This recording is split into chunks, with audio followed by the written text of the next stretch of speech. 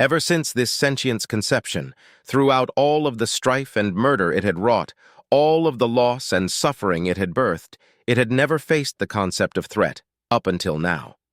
Throughout its years of being handed meals on a platter, years of preying on those unable to even understand how to fight back, it had never been privy to the concept of consequence until now. Its piercing howl was not a product of malignance from a determined killer, but a voicing of fear from a pathetic, distressed animal experiencing being backed into a corner for the first time. But a cornered animal was still dangerous. I hadn't noticed at first, but pieces had already been taken from my being. A train of thought that didn't quite conclude. A sequence of events that failed to properly connect. Faces gone, names missing. With each passing moment, another layer of my identity was peeled away. Yet, while the sentient sought to scrape me away from coherence with great sweeping force, my endeavor was of a different game. Within this great obelisk of wailing husks, melded together in a mess of ruined memories and violated wills, there was a singularity of ordered control, the original mind of this beast. If I could drill a hole through the husks, breach its inner sanctum, and render the true will of this aberration defunct, then the entire construct would collapse. But this thing was vast, and I was only a single lifetime of content. There was the very real possibility that the sentient would strike something vital in its imprecise efforts before I could reach its core. So, in the interest of giving myself the highest possible chance of success, I took stock of all that I contained. I differentiated between that which was strictly necessary for my survival and the execution of my goals, and resolved to push the rest out around me so as to impede the sentient's efforts. I decided that the only two options I'd allow for myself would be to come out on top, or to die mid-swing. Perhaps if I came out of this as the victor, I could pick the pieces out of its corpse and put myself back together. The first to go would be fear.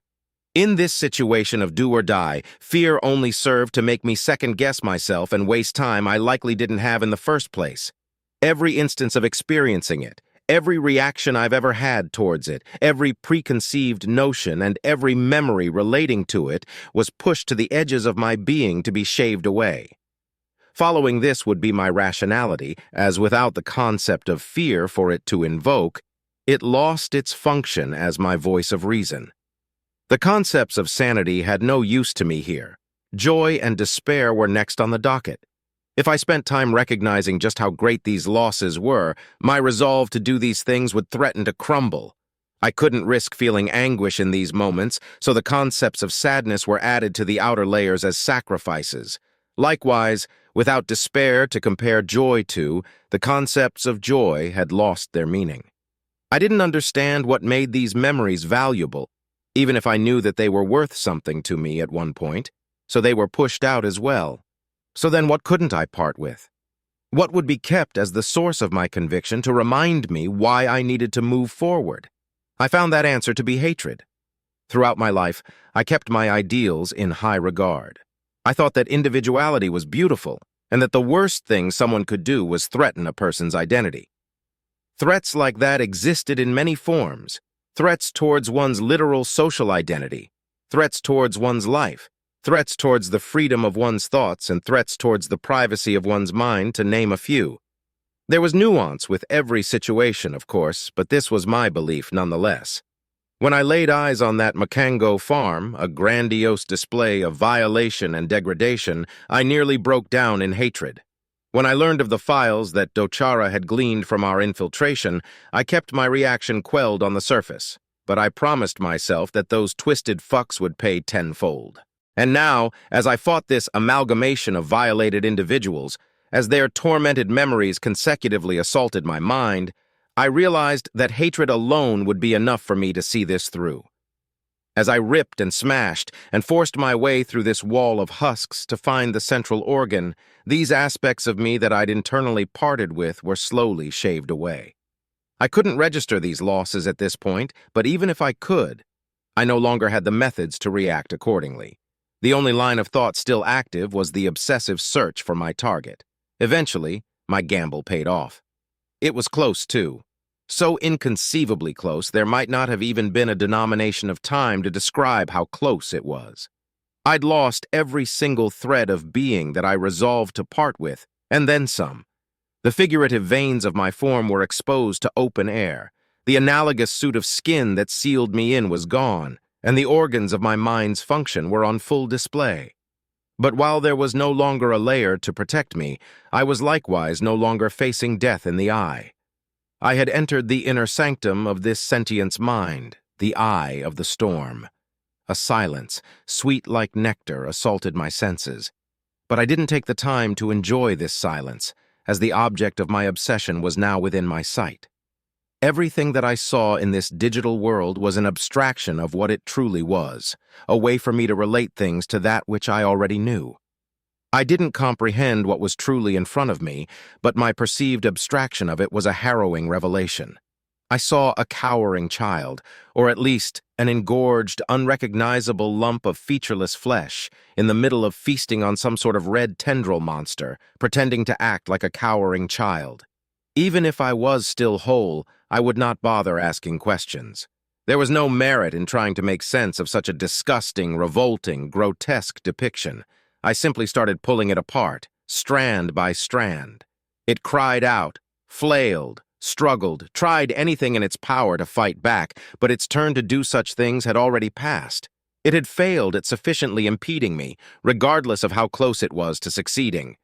As I tore into its body, pulling away chunks by the handful, I was forced to begin to learn about it, regardless of how much I didn't want to. Upon its conception, it was originally a being devoid of concepts of malice and sadism. Its behavior of rampant consumption was simply a product of innocent gluttony, and this behavior was rewarded by the Gratonian scientists who intended to shape it into their weapon. Its innocence should have been shattered after hunting its first victim. It should have received the insight necessary to understand morality and think critically about what it was doing. Instead, as a being to which consequences were alien and non-existent, it instead chose to delude itself into thinking that its initial notions were faultless. It continued to feast on victims and payments alike, uncaring for how it affected others since it could never be the one in harm's way. As the sentient was unraveled, so was its great collection of victims. The tower collapsed into a field of scattered data, and I stood in the center of it all, with bloody hands and battered spirits. I spent some time combing the field for the bits and pieces of myself that had been taken. I did eventually find them all, but none of them were quite right. Whatever the sentient had torn from me was rearranged in a manner that it understood, so whenever I went to reclaim something, I had to rearrange it once again and return it to the way it was. Both occasions were imperfect transfers, and I had no way to tell what had been lost in the processes. The only thing that remained untouched was that which I'd held close. I also had to contend with everything in the field that wasn't part of me. Out of some semblance of respect for the dead, I tried to discard everything that didn't belong to me. Those memories weren't mine to behold, and they'd just leave a bad taste in my mouth if I brought them with me. Though try as I might, there were some things I just couldn't ignore. Gratonian secrets ranging from the extent of their farming operations to the locations of some of their nobility. Upon reaching as close to a complete state as I could get, I took a moment to stop and think about everything that had just transpired.